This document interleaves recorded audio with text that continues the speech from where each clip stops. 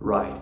After 1 month of using this guitar, I thought I would share some opinions, some things that I think about it, and maybe help you if you want to buy one of those too. When Fender launched those series, the American Pro series, I was searching for a new guitar by the time, and I wanted a Strat. I'm a Strat, mainly a Strat player, so I wanted something new and interesting, and I liked all the features that Fender was presenting by the time. The pickups, the roll badges, and all that stuff that you already might know. I was looking for a Strat, and I had a Strat by the time, Fender Mexican Strat. I even have one demo in the channel here. Here where I live, there wasn't the model that I wanted, the Miami Blue, which is this color.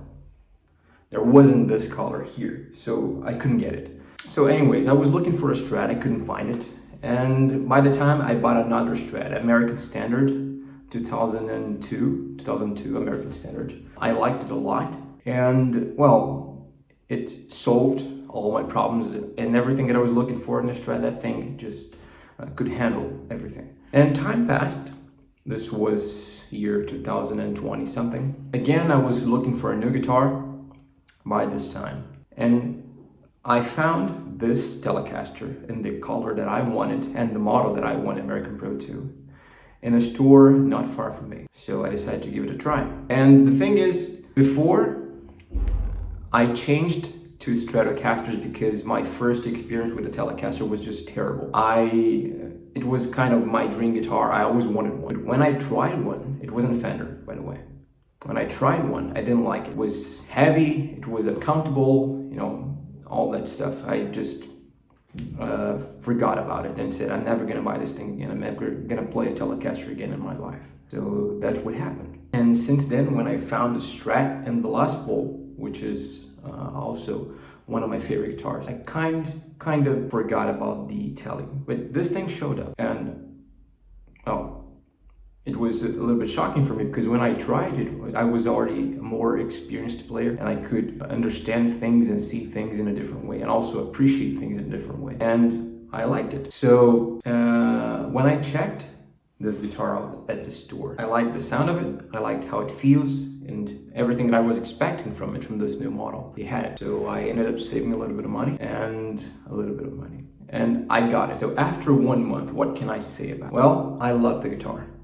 It's fantastic. I love everything about it. I guess there's no downside to this thing. I love everything about it. I loved how it feels, the frets, the rolled fretboard edges, the pickups. I love controls, the color, the feel, everything. The guitar is perfect for the price of it. You can't go wrong with it. And if you want something that will, you know, inspire you, maybe you've been saving money for something different, perhaps this one is for you. Maybe not the Tele, but the series in general. The American Pro II series are very consistent and very, let's say, the craftsmanship put onto those guitars is very, very well done, let's say. When I bought it, first thing that I did was take the guitar to the tech that works with all my guitars. Well, why should you, after purchasing such, well, pricey instrument, even care about taking it to the tech? First, guitar comes from the factory with factory specs. Let's say the medium, the halfway for everyone. So what everyone would expect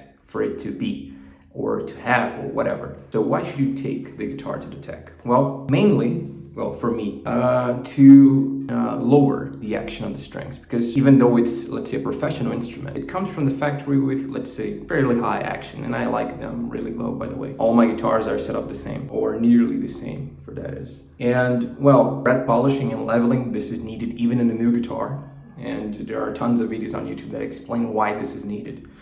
Electronics check, so cleaning, because most of the time those, you know, expensive instruments, they stay in the shop, hanging there on the wall, and a lot of people come by, touch them, and all this stuff. So electronics check and cleaning and all this.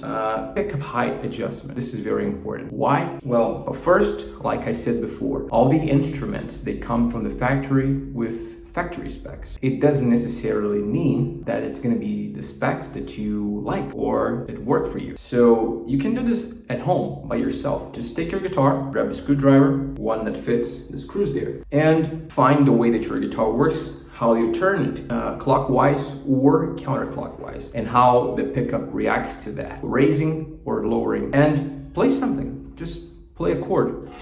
Play something. See if you like the sound that it makes. And you're gonna see that your guitar is gonna sound a lot better, if not completely different, just by changing the height of the pickups. And why you should do this? Because, well, every equipment is different. Maybe you have a different amplifier that the guitar was tested on at the store is different than yours, most likely. It's gonna react in a different way, especially if it's a tube amp. Adjust your guitar to your needs, to how your electronics, how your pickups, your pedals, even the computer, if you're using computer or interface, how your software is going to react to all of it. So change the height to your liking. My opinion, after all, after using this for some time now, I would recommend this to anyone who has the cash and wants to buy something, you know, that you've been saving for some time and you consider yourself more experienced, or even if you have the money, if you have the bucks, you have the dollar, if you want to spend on something like this, you won't regret it. And I guess everyone that has one of those, that tried one of those guitars, they can say the same. Really good instrument. There's nothing much to put onto it. Okay, so after all this talk, I'm gonna show you some tones, how this thing behaves in the context of a mix, and clean sounds. And I'm gonna show what gear I'm using in the description of the video. You can check here down below. See ya.